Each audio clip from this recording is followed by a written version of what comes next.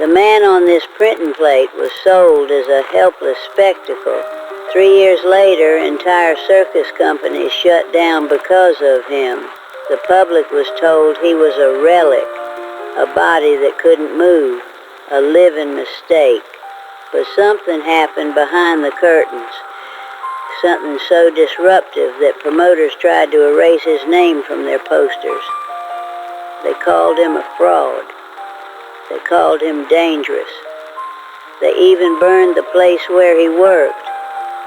Tonight, I'm going to show you what he did that terrified an entire industry. Because here's the real question. How does a man the world paid to keep still become the reason it panics? It was 1812, maybe 1813.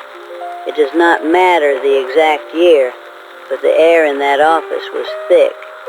Our man, the one we will call the master of motion, was young then. He sat on a low bench because that was all the world had for him. Across from him was a man with gold rings and eyes that looked at everything, like it was a crate of tea to be sold at the docks.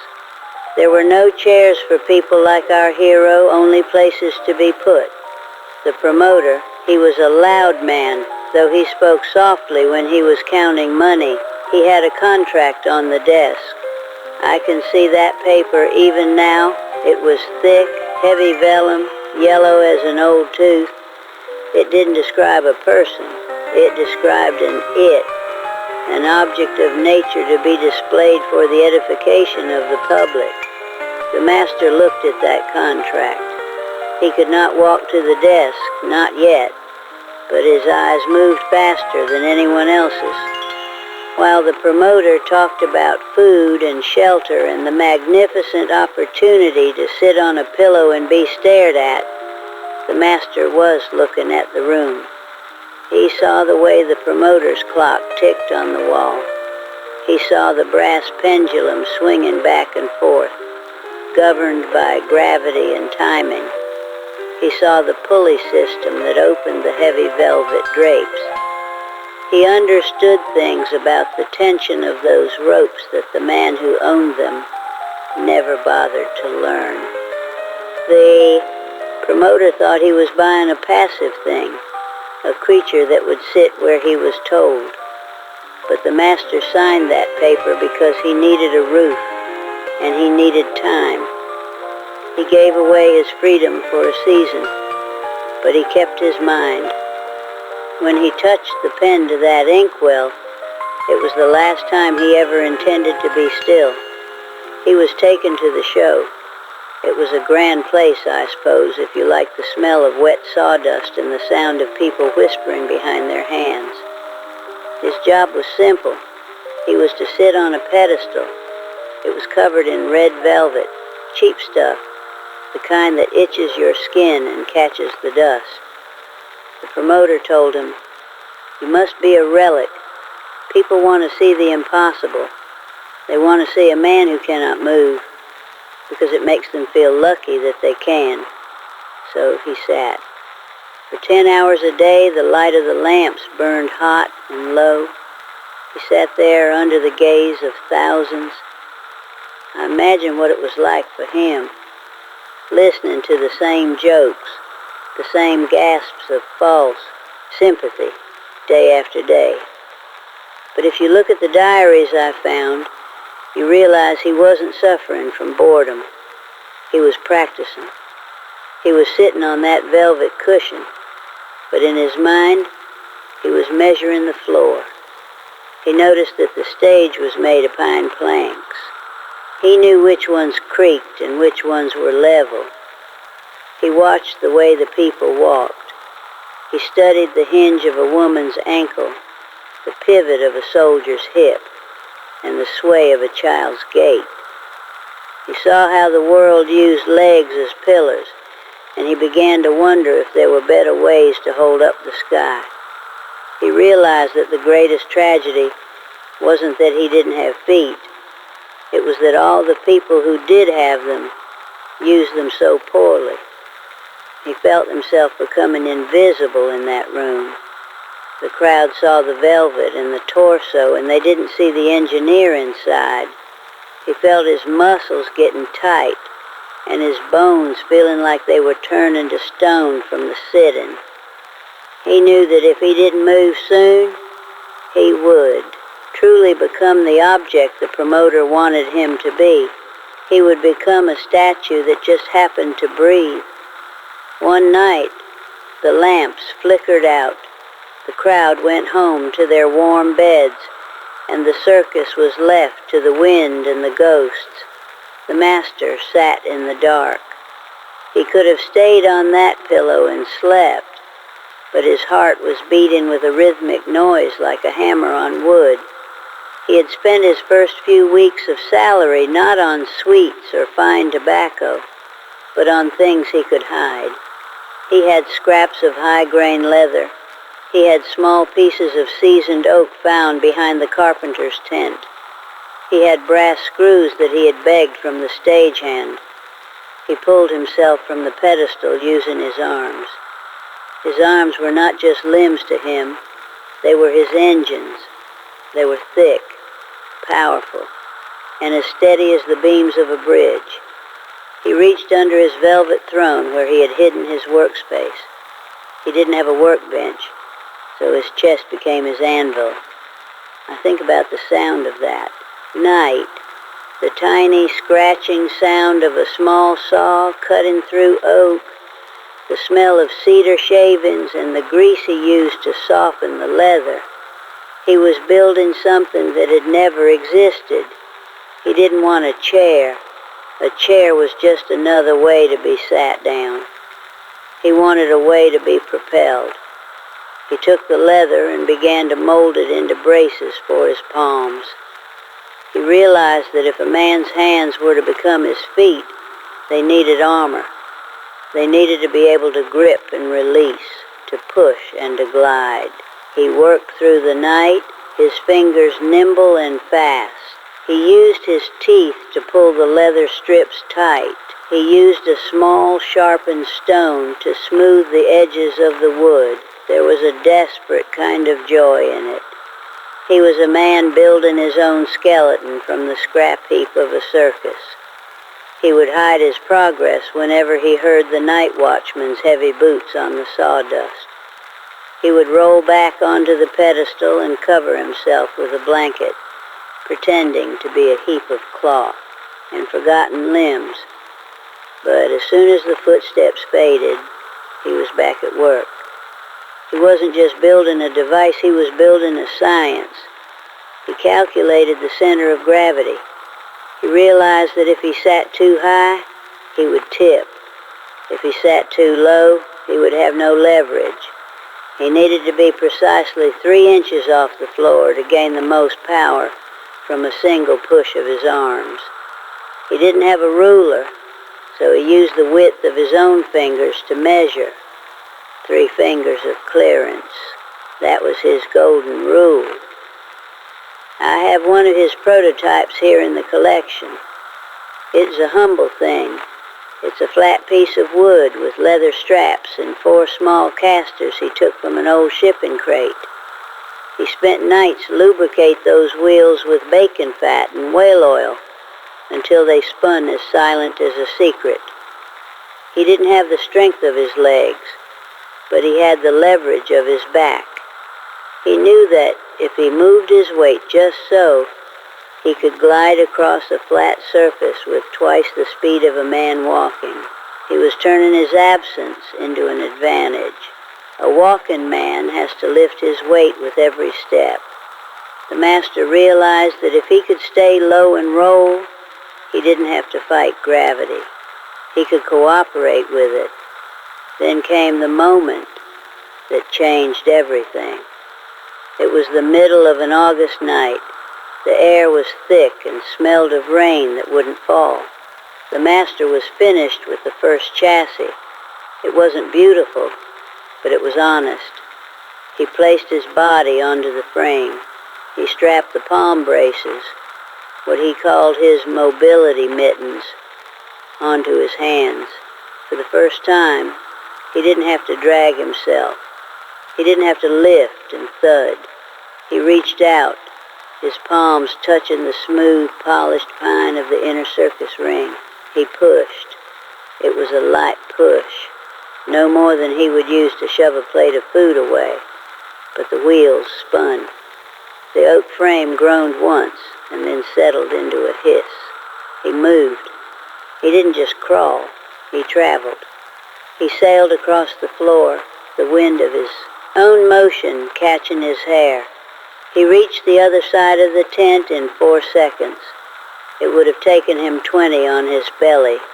He turned. He found that by tilting his torso just slightly, he could carve a circle in the sawdust. He was no longer a fragment. He was a driver. He began to practice routines in the dark. He would set up empty crates and weave between them like a needle through cloth. He learned how to stop instantly by leaning back and dragging the leather edges of his gloves. He learned how to hop over small gaps by using the recoil of his arms. He was inventing a whole new way for a human to navigate the earth, and he was doing it in a dark tent, while the world thought he was a static piece of junk. He began to think about the promoter. The contract said he was a living relic, and that he had to be shown as incapable of locomotion. Every push of his arms was a silent rebellion against the legal ink on that page. He was no longer the man who had signed that paper. One evening, shortly before the doors were to open for the big city show, the promoter walked in early. He was humming a tune and looking at the seating chart, thinking about the silver he was going to make. He didn't look at the pedestal. He didn't have to, because the relic was always there. But that night, the pedestal was empty. The velvet cushion was on the floor, and the hero was gone. The promoter froze. He started to yell for the guards, thinking his property had been stolen, or that he had finally withered away into nothing. He heard a sound behind him, a low, rolling rumble, like the sound of a carriage on a good road. He turned around, his mouth open to shout, but the words stayed in his throat. Emerging from the shadows of the high trapeze curtains was the master. He wasn't on the ground. He was elevated, sitting upright on a small, dark platform that moved with a terrifying grace. He wasn't dragging himself. He was leaning forward, his arms working in perfect, rhythmic arcs, moving faster than the promoter could run. The master stopped right in front of the man who owned him. He didn't look up with a plea. He looked at him with the cold, clear eyes of an inventor who had just proven a theory. He told him, or rather, my father told me, he said it this way, that the era of the relic was over. He said, "You are charging people a penny to see a man who cannot move. From now on, you will charge them a shilling to see a man who moves better than they ever will." The promoter looked at the small wheels, at the clever brass fittings, at the way the master's hands were protected by the masterfully sewn leather. He saw that this wasn't a freak show trick. It was a machine. It was progress. And he saw that if he tried to stop him, the master would simply roll out the door and never come back. And there wasn't a man in the troop fast enough to catch him. The promoter began to sweat, realizing his static prize had just gained the most dangerous thing a man can have, a way to leave. Left us at that doorway with the promoter standing there, his jaw hanging loose like a broken hinge. The world as he knew it had just been shattered by the sound of rolling wheels. You see, a man like that promoter, he wasn't a man of vision. He was a man of cages. He thought that if you put a bird in a cage, the bird would eventually forget it had wings. He never imagined the bird would use the wire of that cage to build himself a new set of gears. That night was the beginning of what I've heard called the Great Break-In. The master didn't want a secret show. He didn't want to sneak away in the dead of night like a thief. He wanted to walk, no, to roll right through the front gates. But first, he had to perform. The crowd was already there, pressing against the canvas, the sound of their murmuring like the hum of 100 bees in a bottle. They had paid their pennies to see the relic. They were expecting a sad, quiet sight on a red cushion. The promoter tried to stop him. He tried to grab the master's arm to tell him that people wouldn't stand for a miracle when they had paid for a tragedy. But the master looked at him, and there was a hardness in his eyes that hadn't been there when he first signed that contract. He told the promoter, "If I stay on that pillow, they'll forget me by morning. If I show them what I've built, they'll talk about me until the stars go cold." And the promoter, being a man who loved silver more than his own dignity, saw the logic. He went out there and he changed the announcement. He didn't use the word curiosity that night. He used the word invention. The curtain didn't just rise, it was pulled back with a flourish. The master didn't hide. Usually those types of shows used shadows and clever lighting to keep the secret. But the master demanded the lanterns be turned up high. He wore a shirt of fine white linen, bright as a summer cloud, with the sleeves rolled back to show his arms. They weren't just arms anymore. They were pistons. He had spent years in the dark, and now, under the light of 1,000 candles, those muscles looked like they were carved out of living granite. Instead of a velvet pedestal, there was a track. He had spent his secret hours helping the stagehands move heavy trunks, and in exchange, they had built him a series of ramps and narrow beams. The crowd went silent. I mean a silence so deep you could hear the oil burning in the lamps. They saw this man sitting on a small, dark wooden board. No throne, no gold, just honest wood and polished brass. He moved. It was a sight that changed the way people in that city thought about the human body. He didn't just crawl or shove. He flowed. He navigated the ramps, catching his weight on his palms with those leather-wrapped mitts, and propelled himself up inclines that a man on 2 legs would have found steep. He spun in tight, beautiful circles, moving with such a frantic, disciplined grace that the ladies forgot to fan themselves and the men forgot to smoke their pipes. He wasn't asking for pity. He was performing a mechanical ballet. When he reached the highest point of the ramp, a height that made the promoter's knees shake, he stopped. He looked down at the crowd, not as a spectacle, but as an athlete looks at a defeated rival. He raised one arm into the air. He didn't say a word, but the roar that came back from that audience was louder than anything the circus had ever heard. They weren't tossing pennies, they were throwing shillings. Some of the wealthy folks in the front even tossed down their silver-topped canes. They knew they weren't looking at a mistake of nature.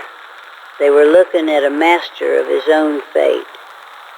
The next morning, the promoter came to the master's tent, but he didn't bring a padlock. He brought a box of fine cigars and a new bottle of ink. The power had shifted. The master didn't just ask for more money. He asked for a voice. He rewrote that contract. He demanded a percentage of the gate.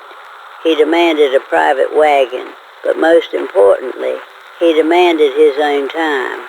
He told the promoter that from 8 in the morning until noon, he was not a performer. He was a designer. This began the years I like to call the golden era My records show that he stayed with that troupe for 12 years, but he didn't live in the straw and the dirt like the others. His wagon was a marvel of the 1830s. I've seen descriptions of it. It was mahogany and maple with low windows so he could look out at the road while he worked. And work he did. He wasn't just fixing his own chassis anymore. He was obsessed with the way the world was put together. He started to hire people. Think of that. A man who had been sold for a handful of coins was now paying the wages of clerks and draftsmen. He would sit at a custom table that slanted down toward him and he would draw. I've seen the shadows of those drawings. He wasn't sketching portraits. He was drawing the physics of movement. He looked at the way steam engines were beginning to crawl across the landscape, and he understood the relationship between a crank and a piston before most engineers in London could spell it. He wore the finest clothes now, a man with nothing below the navel, wearing a coat of silk and wool, custom cut by the best tailors in the towns they visited. He carried a pocket watch made of solid silver, and he checked the time with the gravity of a banker. He would go into the local smithies and machine shops in every town, and he would pay the workers to listen to him. At first, they would laugh or stare at the half-man in the fine suit. But then he would start to speak. He would tell them that their lathes were out of alignment by a fraction of an inch, or that the heat on their forge wasn't right for the metal they were working. By the time he rolled back to his wagon, those burly men would be nodding and tipping their hats to him. He was gaining the kind of respect that can't be bought on a stage. But you see, the world doesn't like it when someone builds something beautiful and makes it look easy, especially the circus world. The news of the architect of motion spread across the Atlantic, all the way into the muddy hearts of every two-bit showman from Paris to New York. They saw his success, and they got greedy, but they didn't have his mind.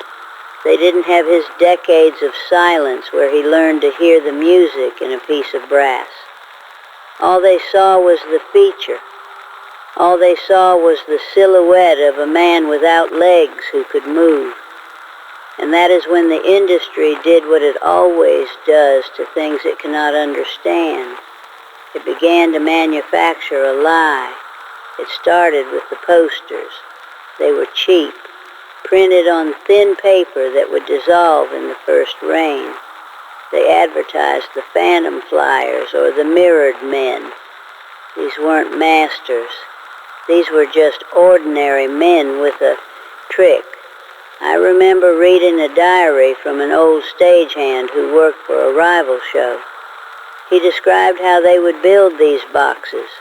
They were called the Hall of Mirrors. It was a cynical bit of business.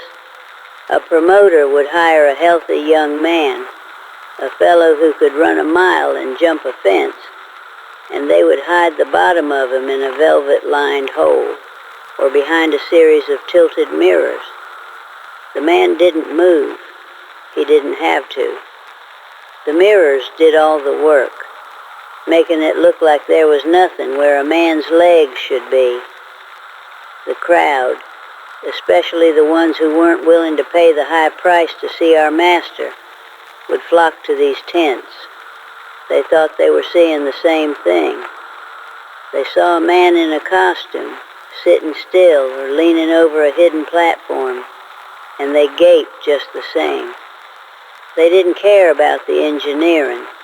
They didn't care about the decades of struggle and the beautiful, honest friction of wood against ground. They just wanted the thrill for a penny. The master began to see the ticket sales dip. At first, he didn't understand it. He had added a new act where he would navigate a staircase made of narrow, upright pipes. a feat of balance and strength that would make a gymnast's heart stop. But the people were choosing the mirror men across the street. He realized that a masterpiece is a heavy thing to hold up when the world is happy with a cheap imitation. He decided to go and see for himself. I think about this moment often. It makes my heart ache a bit to picture him. He put on a heavy coat and a hat, pulled down low, and he had his assistant push him in a regular chair, one that hit his mobility frame, so he wouldn't be recognized. He went into one of those rival tents, paying his copper at the door. He smelled the same stale popcorn and the same horse dust, but it felt colder in there. He sat in the third row, looking up at the stage. There was a man there, a young fellow with a face that hadn't seen a day of hard work in its life. The boy was on display, draped in heavy curtains that were meant to look mysterious. The master looked closer, his eyes trained by a lifetime of mechanical scrutiny. Didn't see a wonder. He saw the reflection in the corner of a tilted glass. He saw the way the man's real weight was shifted onto a hidden seat. He saw a shadow where a shadow shouldn't be.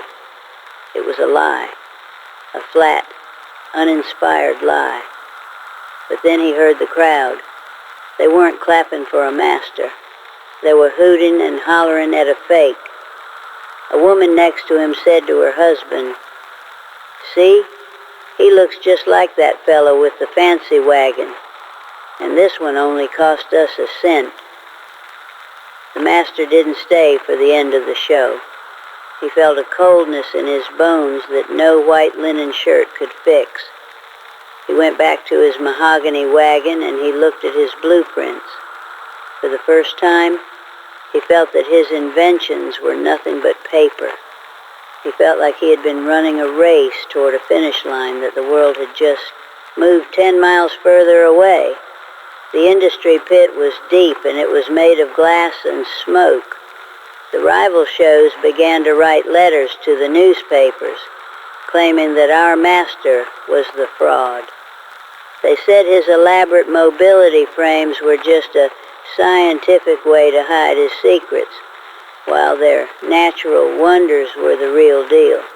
They turned the public's love for science against him, calling him a machinist trickster. It was a cruel irony. They were the ones with the mirrors, yet they called the man with the real sweat a magician. One rainy Tuesday in the city of Liverpool, the master's promoter came to him. He didn't have any cigars this time. He looked like a man who had seen his house burn down and realized he forgot to buy insurance. He told the master that they couldn't fill a single tent anymore. The mirrored men had captured the whole market. He said that if the master wanted to keep working, he had to change his act. He had to go back to being a relic. He had to sit still, hide his machine, and pretend that he was just a mystery of God. He had to lose the very thing he had spent his life building, his motion. The promoter looked at the floor and said, "Sir, your talent is too real for a fake world. They don't want to see you climb those pipes anymore. They just want to know how the trick is done. And since there is no trick, they're going somewhere where there is." The master sat in his library. He looked at his books, manuals on levers, studies on anatomy, books about the stars and how they were governed by the same laws as his wheels. He looked at his silver pocket watch. The seconds were ticking away, marking a life that he had worked so hard to make honorable. And now the world was telling him it didn't want a man. It wanted a reflection. It didn't want an engineer. It wanted a ghost. I imagine the sound of the rain on the roof of that mahogany wagon that night. It must have sounded like hammers on a coffin. The master was at a crossroads. He could surrender, put on the velvet, and sit still on a pillow until he faded away. Or he could find a way to make the mirrors break. But how do you fight a shadow when your only weapon is the truth of your own hard work? He realized then that he wasn't just losing money. He was losing the very shape of his soul. The fire of 1841 did more than burn down a warehouse in Manchester. It swallowed the truth. I have a piece of a newspaper here. The edges curled and blackened as if the heat is still trapped in the fibers of the paper. It says that the Museum of Motion was lost to a stray ember from a night watchman's pipe. To the people reading the news, it was just another insurance loss in a city of factories. But to the master, it was the end of his hands. Every blueprint, every carved mahogany chassis, every patent drawing he had filed with the labor of his soul, all of it became gray ash in an hour. He didn't just lose his money that night. He lost the physical evidence of his dignity. The world woke up the next morning, and all that was left of the architect of motion was a man sitting on a bare floor in a room that smelled of scorched pine and old regrets. I've lived through many winters, and I know the way the cold can seep into a house when the fire goes out. But there's a different kind of cold that comes when your neighbors stop believing in who you are. With his workshop gone, the master was a man without a craft. The circus world, the one he had tried to pull out of the mud and into the light of science, turned its back. They didn't offer to rebuild his machines. They didn't remember the shilling tickets. They only saw a man who didn't have his rolling platform. And so in their minds, he went back to being a piece of interest rather than a master. He found himself in a boarding house that looked out over the gray, oily water of the docks. The walls were thin enough that he could hear the coughs of the laborers in the next room. He didn't have a wagon anymore. He didn't have a servant. He sat by a small window and he watched the horses pull the coal carts, and he wondered if he had been wrong about everything. He had thought that if a man builds something better, the world will respect the building.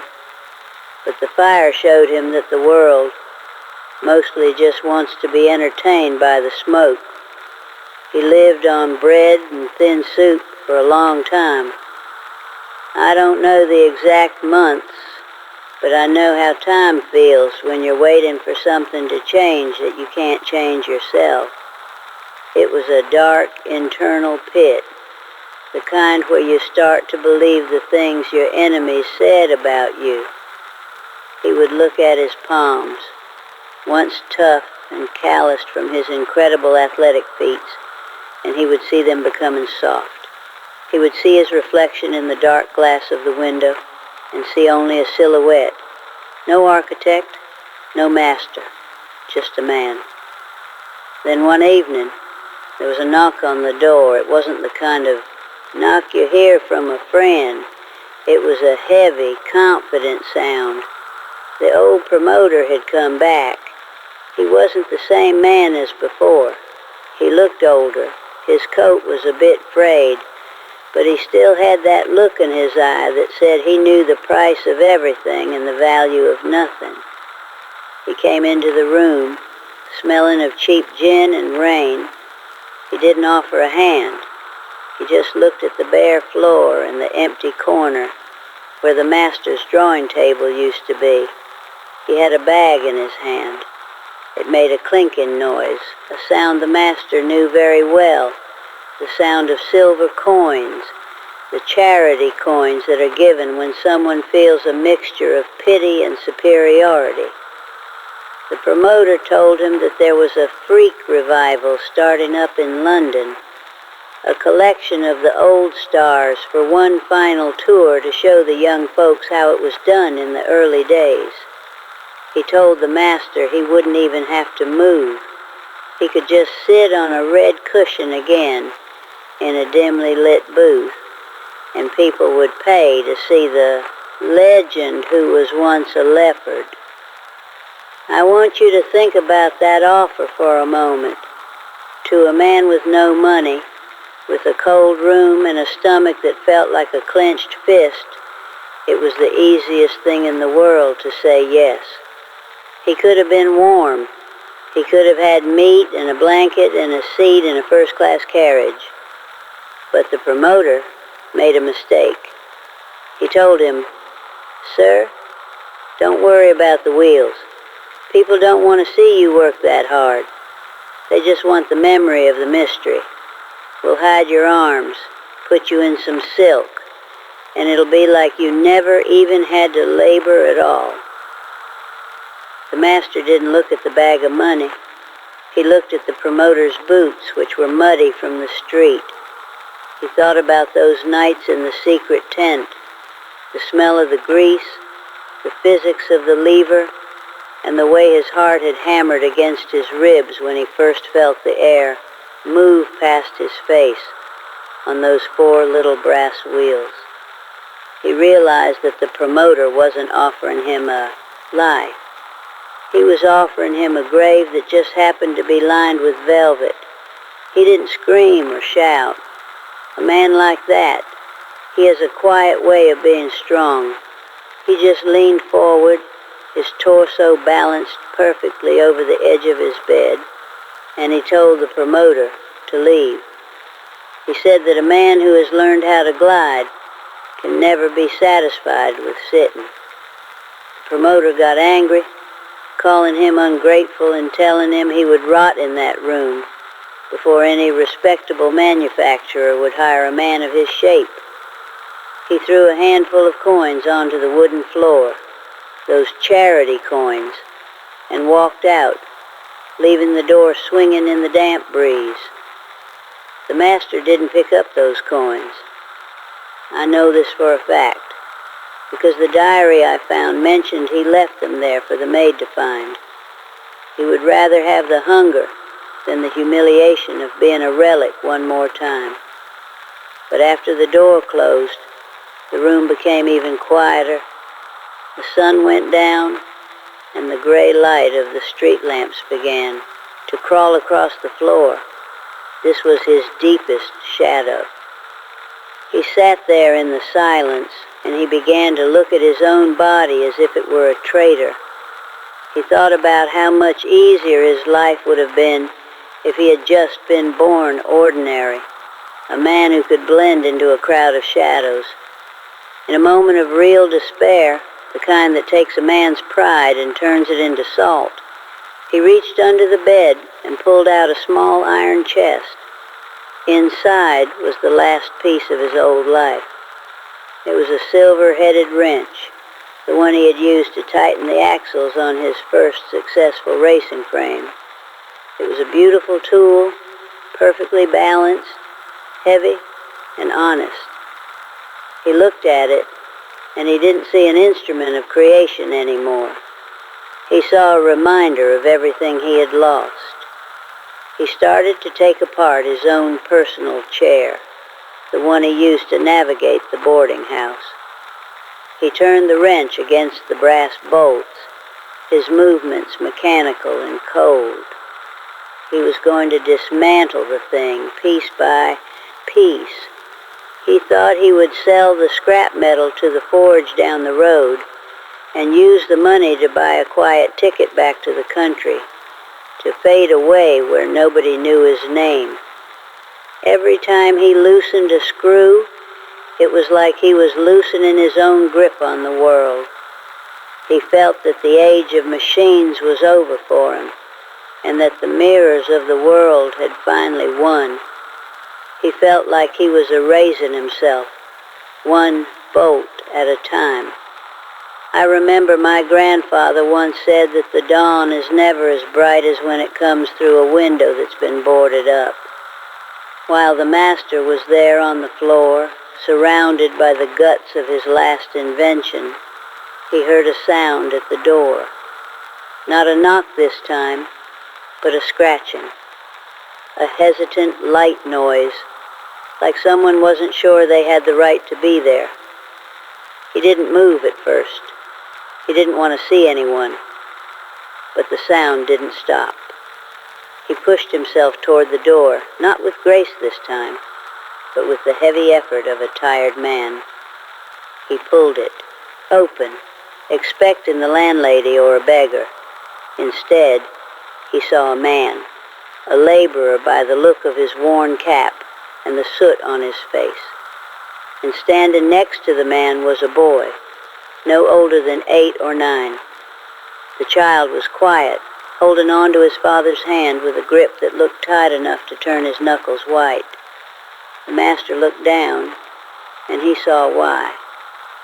The boy had a difference of his own, a functional one, a matter of mobility that made it impossible for him to stand against the gravity of the world the same way others did.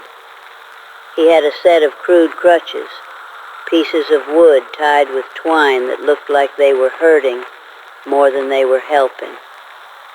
The father looked at the master. He didn't look at him like a curiosity. He didn't gasp. He didn't throw a coin. He looked at the master's powerful arms and then at the pile of wheels and gears on the floor behind him. He said that he had heard about the engineer of the tent, the man who knew the secrets of the role. He told him that his son was a smart boy, a boy who wanted to be a clerk and sit in a schoolroom, but he couldn't walk the 3 miles it took to get there, and the father didn't have the money for a carriage every day. The master looked at the boy. For a long time, nobody said a word.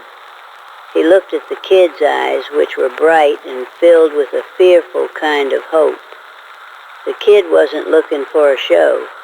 He was looking for a way to get to a kitchen table and a school desk. He was looking for a life that didn't have to be a tragedy. At that moment, the coldness in the master's chest began to melt, but it wasn't a soft feeling. It was a burning heat. He realized that for 30 years, he had been using his genius for the spectacle. He'd been building things so that 1,000 strangers would clap for his unique skill. He had been an inventor for himself, a man proving his worth to a world of ghosts.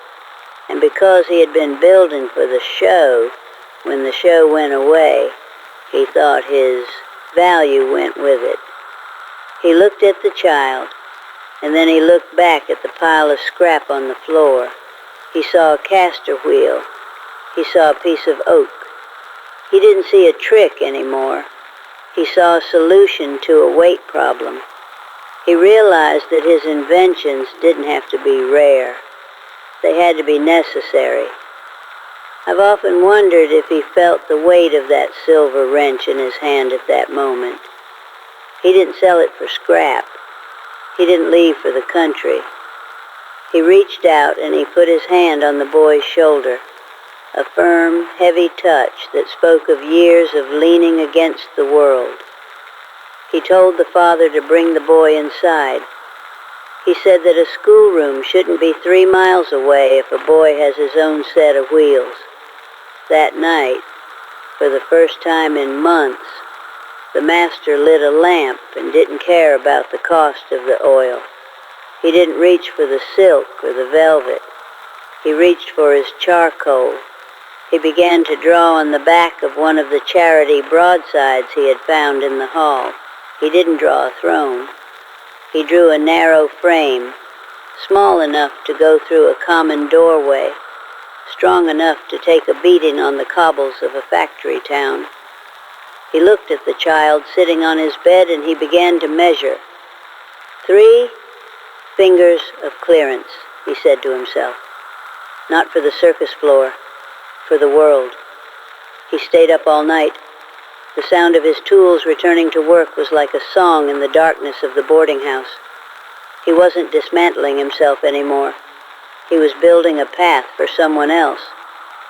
He realized then that his mobility didn't belong to him. It was a science, and a science belongs to whoever can learn it. He decided that he wouldn't just be the master of motion for the circus gates. He would be the architect of independence. The boy watched him with eyes wide with wonder, and as the master tightened the last brass screw on a small, perfect mobility chassis, he didn't feel like a broken relic. He felt like a giant. He told the child, "They want to sell us the stillness, but we are going to sell them the move." He sat back, his arms crossed over his chest, looking at his new blueprint. He was no longer a performer in a tent of mirrors. He had found his real work. He realized that the mirrors could never copy this.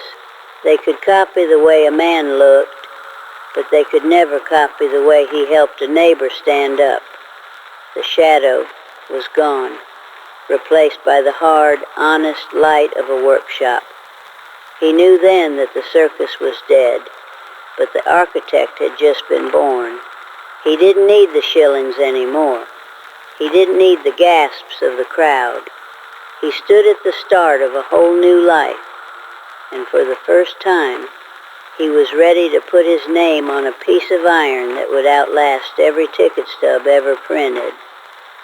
"I'm no longer a curiosity," he whispered, looking at the boy. "I'm the man who makes the road feel like air." It is a long road from a red velvet cushion to a hall of iron and steam. If you had walked down the streets of Manchester in 1852, you wouldn't have looked for a circus tent. You would have looked for the tall brick chimneys that belched honest smoke into the gray sky. Among them sat a building with a brass sign polished so bright it could catch the morning sun. It didn't say the phenomenon or the living mystery. It said simply, the master's last name followed by the word engineering. Inside that building, the air didn't smell of horse dust or stale popcorn. It smelled of machine oil, coal fire, and the sharp, clean scent of shaved steel. The master was no longer the centerpiece of a gawking crowd. He was the mind behind the machinery. I've seen the records of his workshop. They aren't written on broadsides, but in thick leather-bound ledgers. He had 40 men on his payroll, blacksmiths, turners, and leather workers who took their caps off when he entered the room.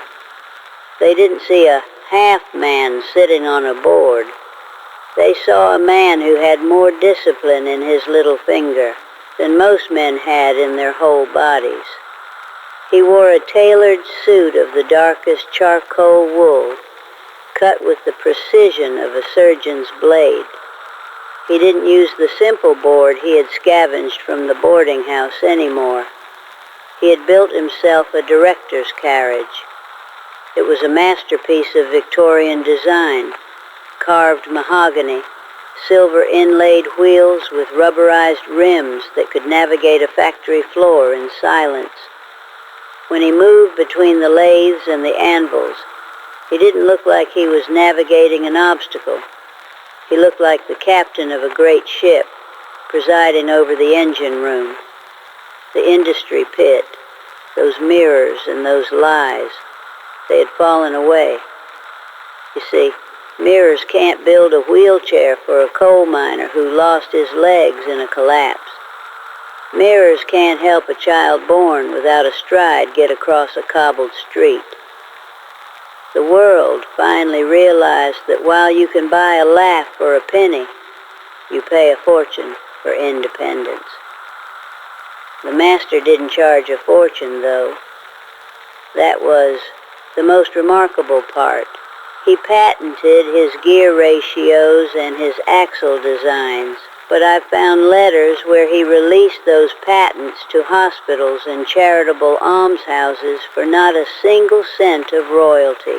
He told the Board of Trade, "I spent 20 years of my life as a prisoner of a contract.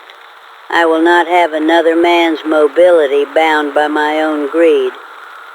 One afternoon in the late 1850s, a heavy envelope arrived with a wax seal that was as red as a winter berry. It was an invitation from the Royal Mechanical Society in London. They wanted him to speak, not to sit on a stage for show, but to address a hall of the finest engineers in the empire. My grandfather told me he was there that night. The Hall of Mechanics was filled with men in high collars and gold-rimmed glasses, men who usually looked down on the circus folk as the low tide of humanity. The master didn't use the stairs. He had sent a crew of his own men ahead to install a system of ramps, not for show, but as a demonstration of architectural navigation. He came to the podium with a speed that startled the room. He didn't start his speech with a tragedy. He didn't mention the pedestal or the cold cigars of the promoter. He spoke about the physics of the human frame. He talked about the democratization of locomotion. He told those men that the mark of a civilization wasn't how fast its richest men could run, but how far its weakest could roll. By the time he was finished, those elite engineers weren't looking at his silhouette. They were leaning over their desks to look at his blueprints. They weren't clapping for a freak. They were standing for a peer. He left that hall as the Honorable Master, a title that the laws of the circus had told him he could never own. His later years were a time of a great golden peace. I found a daguerreotype from 1864, a real photograph, not a drawing on a copper plate. It is a portrait of a grandfather. He is sitting in a sun-drenched library, his hands resting on the silver-trimmed handles of his personal mobility throne. Behind him is a wall of books, and standing next to him is a young man, the same boy who had scratched at his door years ago in that gray boarding house. The boy was now his head designer, a man with his own name and his own dignified life, because one man chose to stop being an object and start being a founder. There were children in that photograph, too, his own grandchildren. They were laughing, leaning against the wheels of his chair as if it were the most natural piece of furniture in the world. To them, he wasn't a wonder, and he wasn't half of anything. He was the mountain of the family. He was the person who knew how everything worked, the one who could fix a clock or a broken spirit with a single turn of his strong hands. He had built a fortress of wealth and a sanctuary of love that the circus world couldn't touch. When his time finally came to leave this earth, the factories in the town didn't blow their whistles for a performer. They stayed silent for an hour to honor a master. They say his funeral procession was 2 miles long, and half the people in that line were moving on wheels of his design. It was a forest of brass and polished wood, a rolling testament to the man who refused to stay where he was put. He was buried in the high cemetery on the hill, under a stone that didn't list his performances or his stages. It had his name, and underneath it had a single image, a compass and a gear. So you see, that is why I brought you here tonight to this cold archive in 1894. This is why I've showed you the difference between the lie and the man.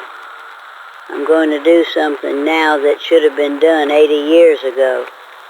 The old woman reaches out and picks up the heavy, ink-stained copper printing plate. The caricature on it looks even uglier in the flickering candlelight.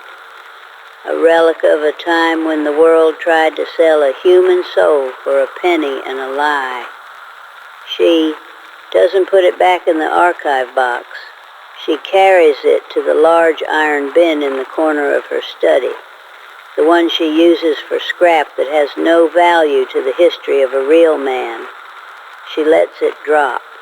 The sound is a sharp, metallic thud, the sound of something finished, something dead and forgotten. She turns back to the table and picks up the pristine, silver-mounted daguerreotype of the master in his prime. He looks out of the frame with the steady, quiet power of a king who never needed a crown. His tuxedo is crisp, his posture is proud, and his mobility device is featured with the same prestige as the medals on his chest. She wipes a speck of dust from the glass with the corner of her silk shawl, her hands shaking just a little with the weight of her respect. She places the photo on a high velvet stand under a glass bell, the kind they use for the crown jewels of science. She closes her record book, and the sound is soft, like a tired heart finally finding a place to sleep. She tells the room, tells all of us who have listened through the decades, that the story of a man is not what is seen, but what is survived. It is not about the hand you were dealt, but the way you build the deck for the next man to play. They wanted him to be a ghost, but he became the gears that moved the world. She blows out the last candle, but even in the dark, the silver in that photograph seems to hold a bit of the light. The master of motion isn't moving anymore, but his wheels are still turning somewhere, carrying 1,000 lives across 1,000 roads he built in his dreams.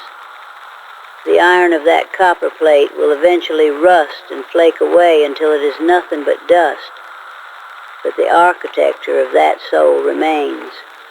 Life was hard back then, I suppose, harder than many can imagine. But he didn't know it was hard, because he was too busy making it work. That's the thing about the master. He didn't ask the world to move for him. He built a machine and moved the world himself. And in the end, that is the only kind of magic that really stays